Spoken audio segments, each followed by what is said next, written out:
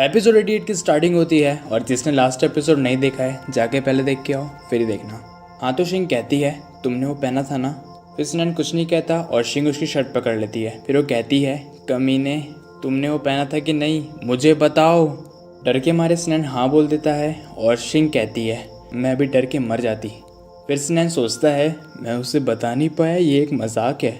फिर शिंग कहती है मैं अभी पूरी तरीके से सदमे में हूँ। मैं जानती हूँ स्नैन तुम बड़े हो गए हो और तुम्हें उसकी ज़रूरत है और तुम्हें वो चाहिए, लेकिन तुम इतने नीचे कैसे गिर सकते हो। जब मैं नशे में थी तुमने मेरा फ़ायदा उठाया और मुझे कुछ भी याद नहीं है। फिर स्नैन कहता है पीने के बारे में बात करने से मुझे फिर से गुस्सा आ रहा है। मैंने तुम्हें अभी तक लेक्चर भी नहीं दिया। तुम इतनी कैसे पी सकती हो जब तक तुम उसे उगल ना दो। तुम्हें पता है ये कितना डेंजरस है और तुम्हें पता है कल रात को मुझे कितनी टेंशन हो रही थी। फिर शिंग स्नैन को देखती है और वापस मुड़ जाती है। फिर स्नैन कहता है तुम मुड़ क्यों गई, क्या हुआ। फिर शिंग कहती है तुम्हारे मॉन्स्टर जैसे काम देख के मैं अभी तक के सदमे में हूँ। तुम मुझ पर कैसे झपट सकते थे और पीने जाने के लिए मेरे पास एक कारण भी था जो कि तुमने पूछा ही नहीं। वो तुम ही थे जिससे मैंने सबसे पहले कॉल किया और तुमने कॉल ही नहीं उठाया। तुम इतने गुस्से में क्यों थे। फिर स्नैन सोचता है मैं मॉन्स्टर, मैं गुस्से में था और मैंने कॉल नहीं उठाया। ये सब सुन के लग रहा है जैसे मेरी ही गलती थी। मुझे माफ़ करो, मैं गलत था शिंग। मैं अब से तुम पे नहीं झपटूंगा। और बात रही कल की तो मुझे पता है कल क्या हुआ था। मैं बहुत दिनों से काम के सिलसिले में रात भर जाग रहा था और कल मैं सो गया, इसलिए मैं तुम्हारा कॉल नहीं उठा पाया। पर कल रात जब मैं तुम्हें कांटेक्ट नहीं कर पाया तो मुझे बहुत चिंता हुई। मैं तुमसे गुस्सा नहीं हूँ। क्या तुम्हें अपना फ़ोन देखना है। फिर शिंग कहती है नहीं मन नहीं है, उसको देखने के बाद मुझे और बेकार फील होगा। फिर स्नैन कहता है तुम्हारी सारी मुश्किलें अब ख़त्म हो चुकी है। फिर शिंग अपना फ़ोन चेक करती है और कहती है ये क्या हुआ।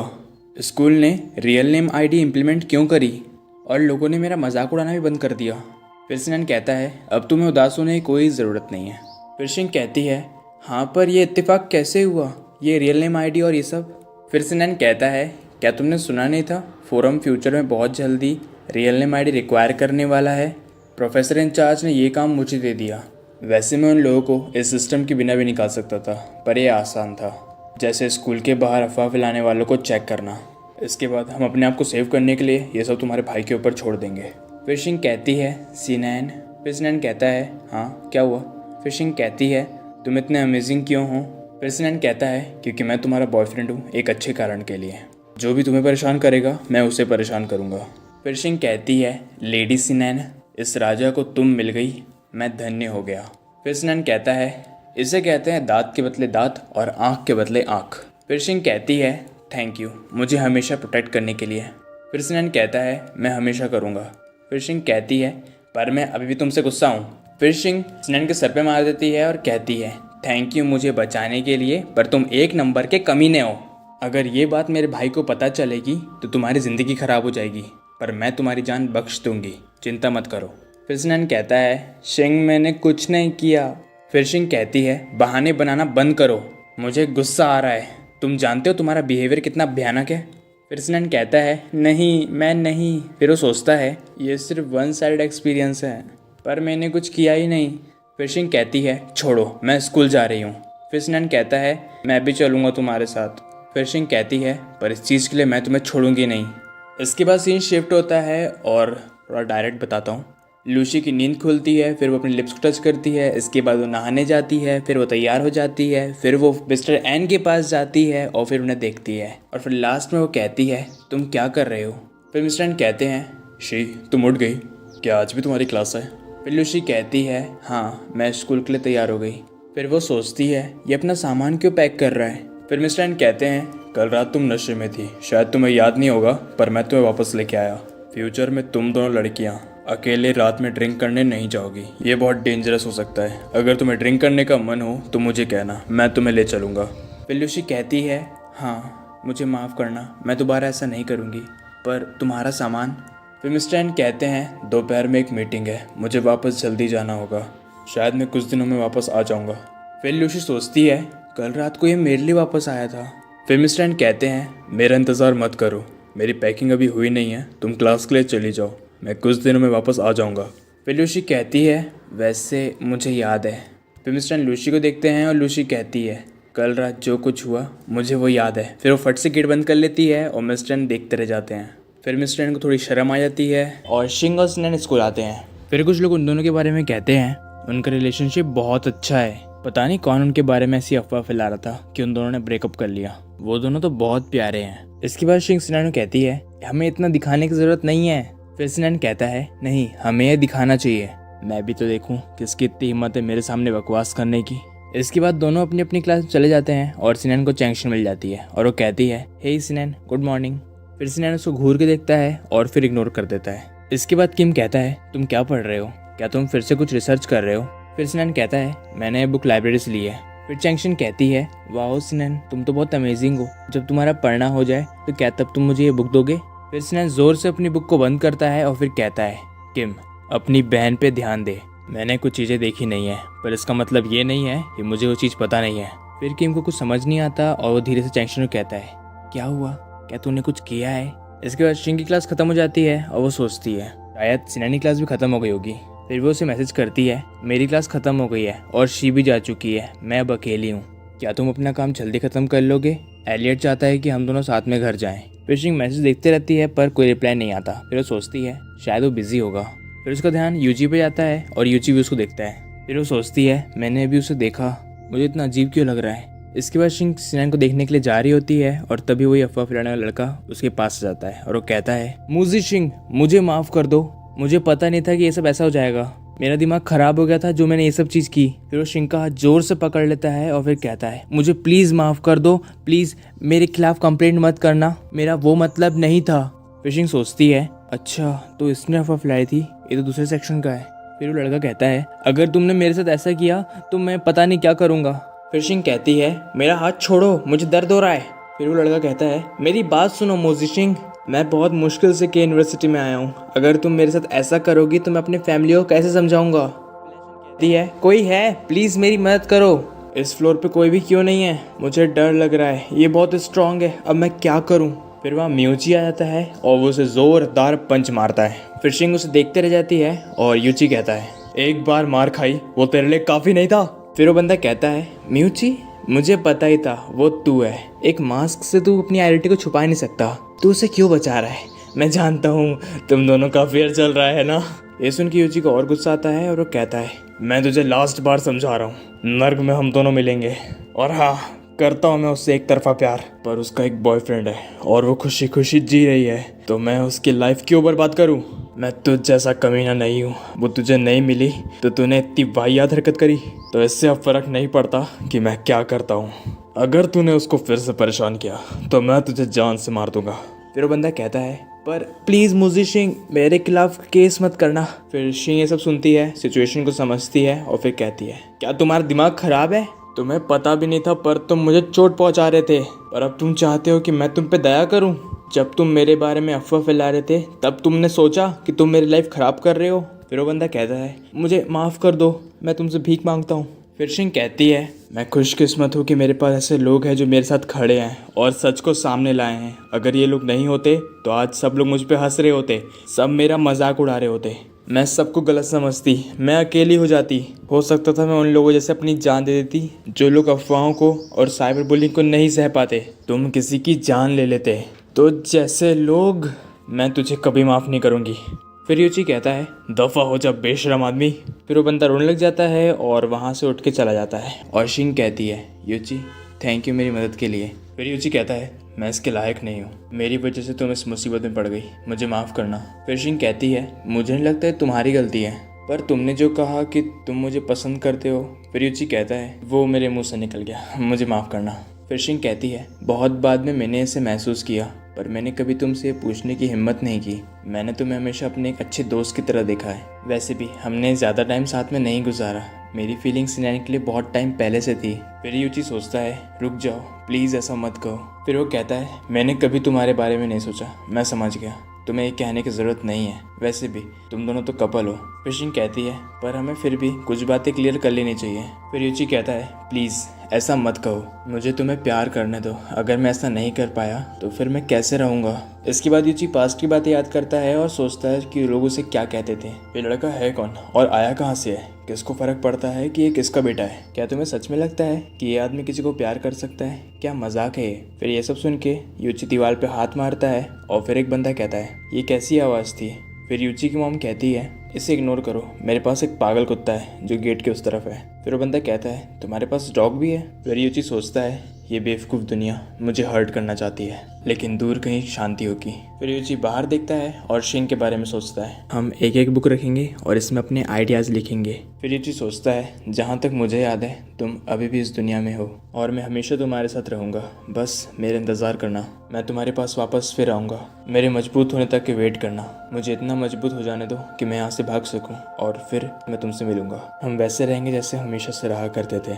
जब ये होगा, क्या हम गले लगेंगे, एक दूसरे का हाथ पकड़ेंगे? मैं चाहता हूँ कि मैं हमेशा तुम्हारे साथ रहूँ। प्लीज़ मुझे तुमसे प्यार करने दो, भले ही मुझे हमेशा के लिए अपने दुनिया के किनारे पर रहना पड़े। अगर मैं तुम्हारे पास नहीं आ सका तो मैं तुम्हें दूर से देखता रहूँगा। फिर यूची सपने से बाहर आता है और शिंग कहती है, यूची प्लीज़ मुझे पसंद करना बंद करो, आगे बढ़ जाओ लाइफ में, ठीक है? फिर यूची सोचता है, उसने फिर भी कहा, मैं कितना परेशान कर रहा हूँ, पर जब तुम कहती हो तो मैं तुम्हें इग्नोर कैसे करूँगा? फिर यूची कहता है, हाँ मैं लाइफ में आगे बढ़ जाऊँगा। शिंग तुम्हें याद है जब हम मिडिल स्कूल के सेकंड ईयर में थे तो हम हर दिन साथ में रहा करते थे? फिर शिंग कहती है, हाँ मुझे याद है। फिर यूची कहता है, वो मेरी सबसे प्यारी मेमोरीज है, उस समय मैं हमेशा तुम्हें थैंक यू बोलना चाहता था। फिर शिंग कहती है, थैंक यू मुझे बोलना चाहिए। थैंक यू यूची मेरा बेस्ट फ्रेंड बनने के लिए। थैंक यू मेरी हमेशा मदद करने के लिए, मुझे आगे बढ़ाने के लिए और इम्प्रूव करने के लिए। यूची तुम हमेशा मेरे बेस्ट फ्रेंड रहोगे। तो मैं कह सकती हूँ तुम किसी ऐसे से मिलोगे जो तुम्हें और खुश करेगी, वो तुम्हें दुनिया की सारी खुशियाँ देगी। फिर यूची कहता है, हाँ शिंग, जब तुम ऊंचाई पर रहोगी तो लोग हमेशा तुम्हें खींचने की कोशिश करेंगे, वो तुम्हें नीचे दिखाने की कोशिश करेंगे, तुम्हारे बारे में गलत कहेंगे और तुम्हें खुद के ऐसा बनाने की कोशिश करेंगे। लेकिन तुम्हें उनकी बातों पर ध्यान नहीं देना है, तुम्हें और ऊपर चढ़ना है। तुम्हें ऐसी जगह पर पहुंच जाना है जहां कोई भी तुम्हें टच नहीं कर सके। बस एक बार तुम वहां पहुंच गई तो फिर कोई भी तुम्हें हर्ट नहीं कर पाएगा। फिर शिंग सोचती है, उस पल ऐसे लग रहा था जैसे यूची कोई और ही है। और फिर वो कहती है, हाँ बिल्कुल। और वो कहती है, यूची तुम्हें भी बहुत ऊपर जाना है और बहुत खुश रहना है। थैंक यू हर चीज़ के लिए। फिर शिंग चली जाती है और फिर यूची भी चला जाता है। और डॉक्टर कहती है, बेड नंबर 2 पे जो पेशेंट है, क्या तुम उनके फैमिली मेम्बर हो?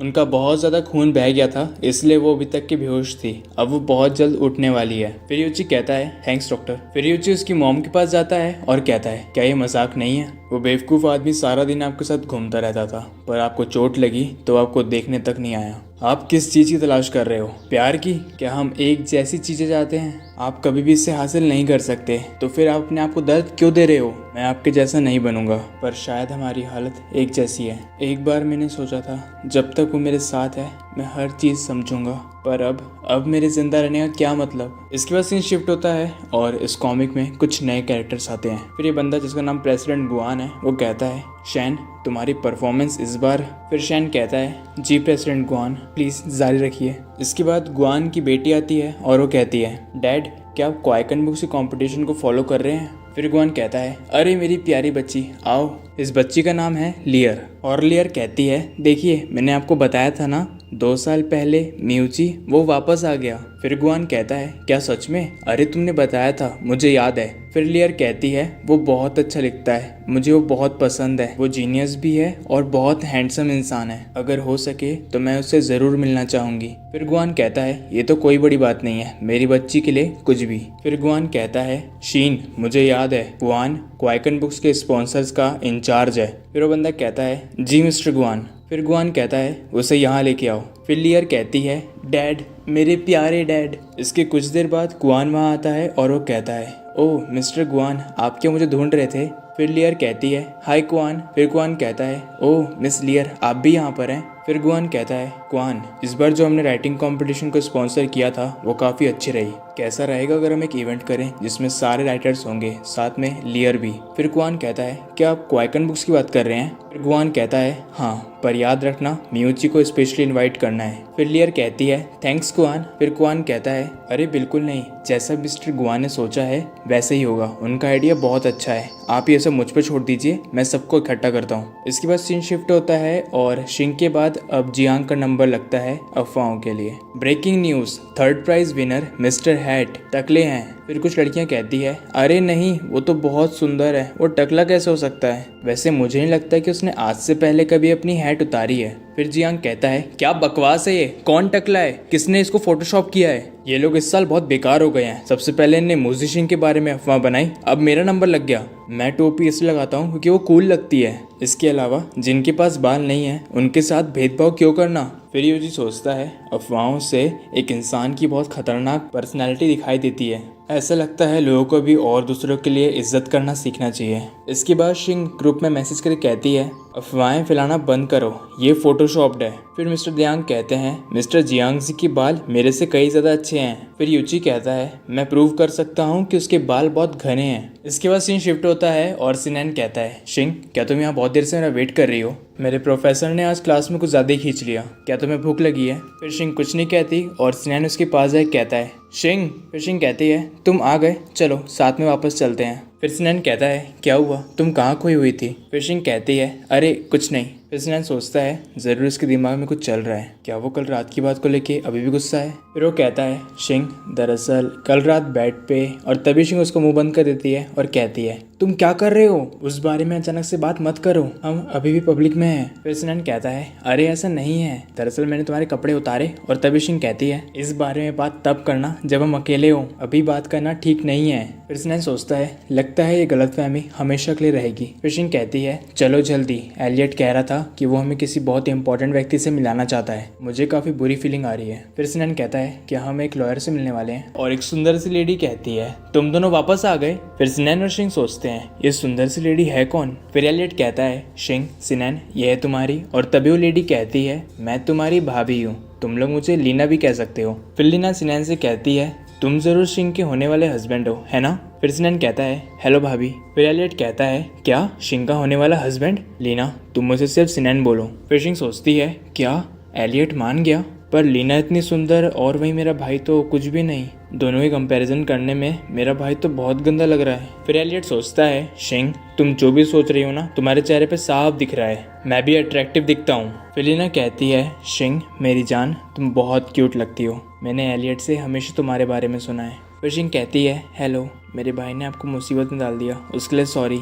लीना कहती है अरे ऐसा मत कहो, तुम्हारा भाई सुनेगा तो परेशान हो जाएगा। फिर एलियट कहता है लीना हमारे स्कूल में लॉ डिपार्टमेंट में एक टीचर है, और वो लॉ में काफ़ी एक्सपीरियंस्ड भी है और उससे काफ़ी कॉन्टैक्ट भी है। फिर लीना कहती है मैं उन बदमाशों को जहन्नुम दिखा दूंगी, मजाक कर रही हूँ, पर उन लोगों को अपनी गलतियों की सजा तो भुगतनी पड़ेगी। फिर शिंग कहती है भाभी आप तो बहुत कूल हो, थैंक यू। फिर एलियट कहता है कूल तो है, तभी तो मैं उसकी प्यार में गिर गया। फिर लीना कहती है तुम्हें अब डरने की ज़रूरत नहीं है, हम तुम्हें फ्यूचर में प्रोटेक्ट करेंगे। इसके बाद सीन शिफ्ट होता है और सिनैन कहता है तुम किस बारे में सोच रही हो, क्या तुम्हें सुना नहीं है, तुम्हारे दिमाग में कुछ तो चल रहा है। फिर शिंग कहती है मुझे पता है मुझे किस बारे में लिखना चाहिए, सिर्फ मैं ही नहीं हज़ारों लड़कियाँ ऐसी अफवाहों का शिकार होती है। शायद पुराने सोशल स्टीरियोटाइप बने रहने के कारण हम रेपुटेशन ख़राब ना हो जाने की अफवाहों से डरते रहे, लेकिन लड़कियों को ज़्यादा से ज़्यादा चीज़ों तक पहुंचने की परमिशन दी जानी चाहिए, हम पे रेस्ट्रिक्शंस नहीं लगानी चाहिए।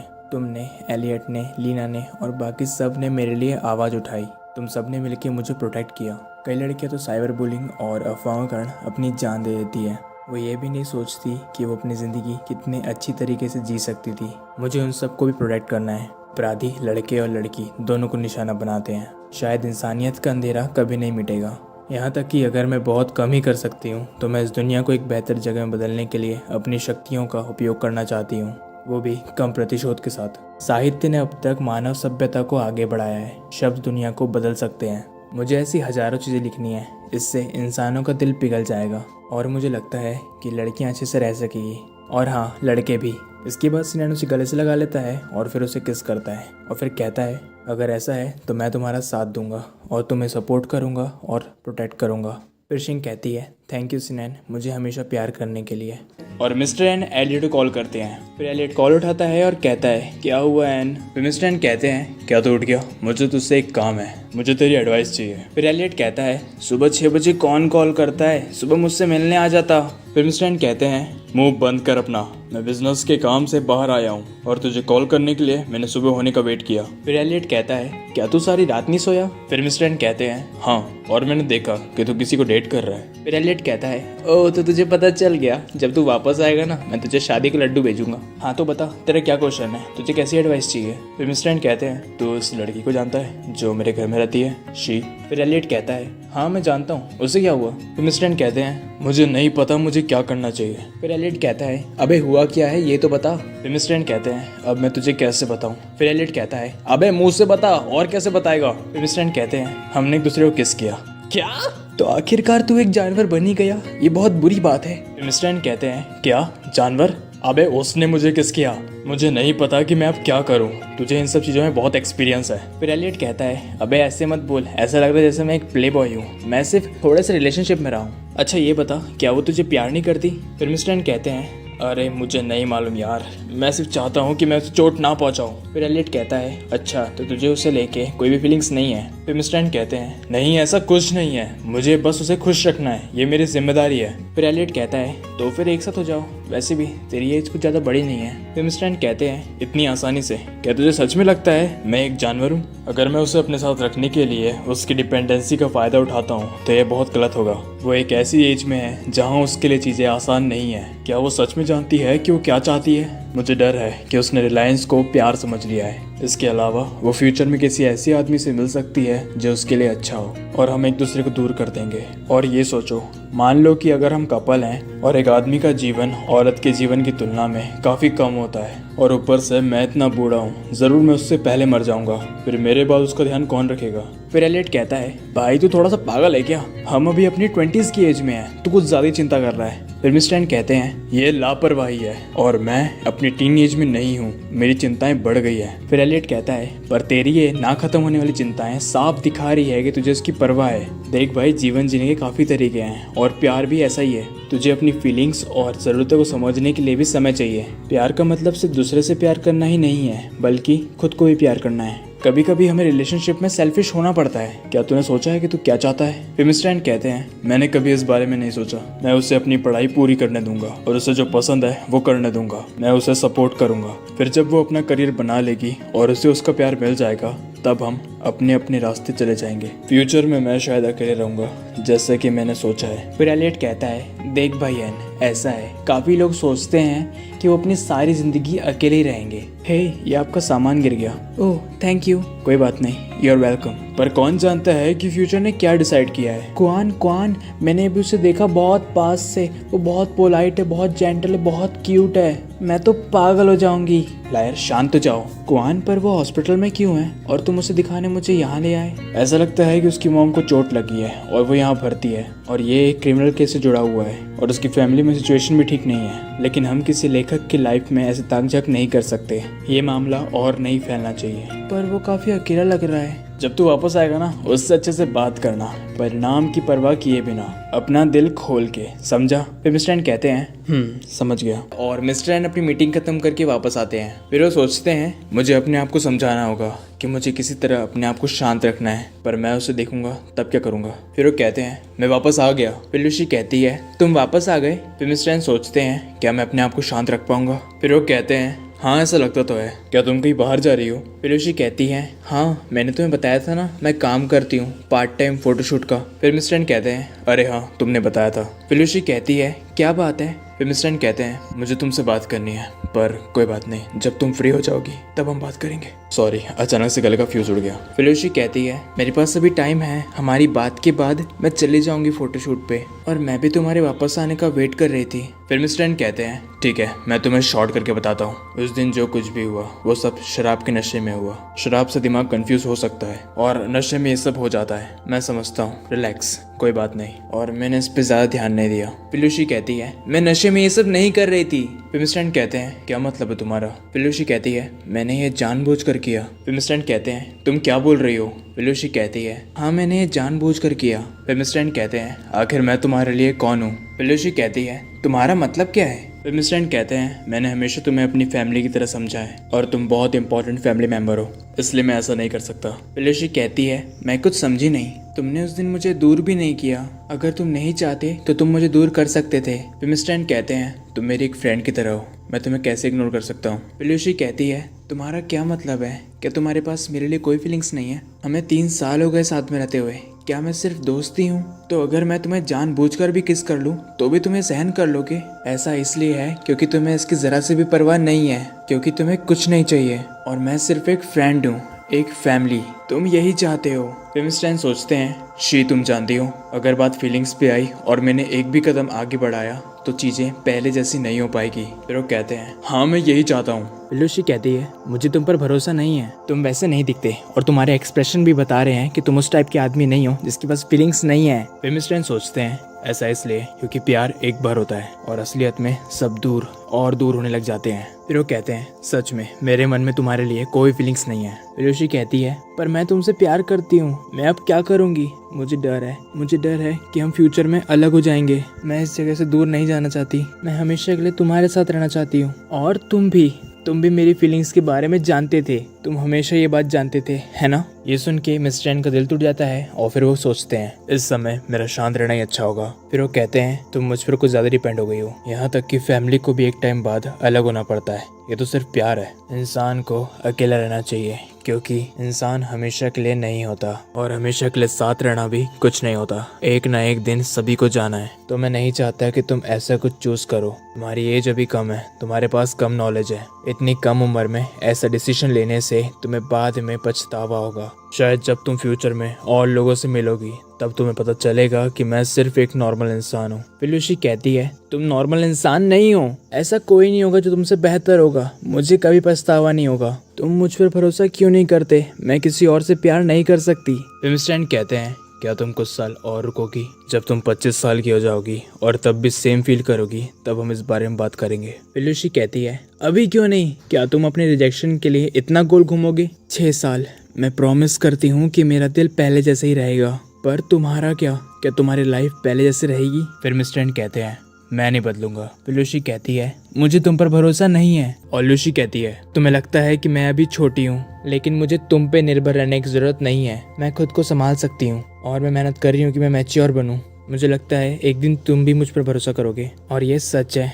हजारों लोग तुम्हें पसंद करते होंगे पर मेरे पास कोई हक नहीं है। विंस्टन कहते हैं, शी फ्लोर पे मत बैठो, तुम्हें ठंड लग जाएगी। लूसी कहती है, अब मुझ में और ताकत नहीं है, मेरे पैर कमजोर हो गए हैं। फिर मिस्टर एन कहते हैं, रुको मैं तुम्हें सोफे पे बिठा देता हूँ। लूसी कहती है, नहीं मुझे नहीं बैठना। फिर मिस्टर एन कहते हैं, तो फिर ठीक है, मैं भी यहीं बैठ जाता हूँ और वैसे मुझे कोई पसंद नहीं करता तो तुम्हें फिर ये फालतू की चिंताएं करने की जरूरत नहीं है। लूसी कहती है, क्या तुम बेवकूफ हो? मैं उन पागल फैंस का जिक्र भी नहीं करूंगी। हाई स्कूल में सारी फीमेल टीचर तुम्हारी तारीफ करती थी क्योंकि तुम रिस्पॉन्सिबल और हैंडसम दोनों हो। और ऐसे भी कई लोग हैं जिनके बारे में मैं जानती भी नहीं हूँ। ऐसा हो सकता है कि तुम किसी दिन किसी के साथ भाग जाओ। फिर मिस्टर एन कहते हैं, लेकिन तुम उनकी जैसी नहीं हो। इतने साल हो गए हैं, क्या तुमने कभी मेरे दिल को किसी के लिए धड़कते हुए देखा है? लूसी कहती है, नहीं तो। मिस्टर एन कहते हैं, तो फिर मेरे लिए रोना बंद करो, तुम्हारी आंखें रोते रोते लाल हो गई है। इसके बाद मिस्टर एन लूसी के आंसू पोंछने के लिए हाथ आगे बढ़ाते हैं और लूसी उन्हें रोक लेती है। फिर वो उनके ऊपर आ जाती है और फिर कहती है, तुम्हारा मतलब क्या है? मैं उन जैसी नहीं हूँ, अपने आप को क्लियर करो। अगर तुमने फिर से झूठ बोला तो मैं यही रोने लग जाऊंगी। फिर मिस्टर एन कहते हैं, मेरा मतलब यह है कि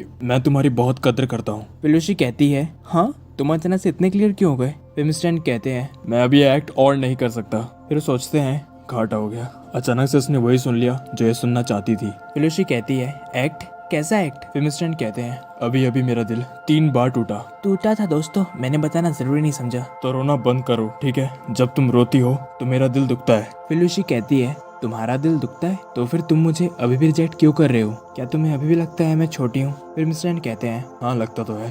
तुम्हें क्या लगता है तुम बड़ी बूढ़ी हो? फिर लूसी कहती है, मैं 19 साल की हूँ तो फिर मैं छोटी कैसे हूँ? तुम्हारा दिमाग खराब हो गया है, मैं तुमसे नफरत करती हूँ। फिर मिस्टर एन कहते हैं, मैं लगभग 30 का हूँ तो फिर तुम तो छोटी हो। फिर लूसी रोने वाली होती है और तभी वो मिस्टर एन को किस कर देती है। फिर मिस्टर एन सोचते हैं, मैं हमेशा अपने आप को पीछे धकेलता था क्योंकि मुझे पता था कि ये एक खाई है, लेकिन मैं लंबे समय से इसकी गहराई में डूबा हुआ हूँ और अब पीछे मुड़ने का सवाल ही नहीं है। ओ भाई बस करो, हो गया होगा, बस कर दे, वीडियो खत्म भी करनी है। फिर मिस्टर एन कहते हैं, तुम जिससे प्यार करती हो उसे पाने के लिए इतनी उत्सुक हो कि अब तुम एक बच्ची नहीं हो। लूसी कहती है, तुम ऐसा क्यों कह रहे हो? फिर मिस्टर एन सोचते हैं, तुम्हारे पास होने से मैं खुद की मदद नहीं कर पाता। और इसी के साथ हमारा ये एपिसोड यहीं खत्म हो जाता है। कमेंट में बताइए आपको ये एपिसोड कैसा लगा और लाइक शेयर सब्सक्राइब कर देना।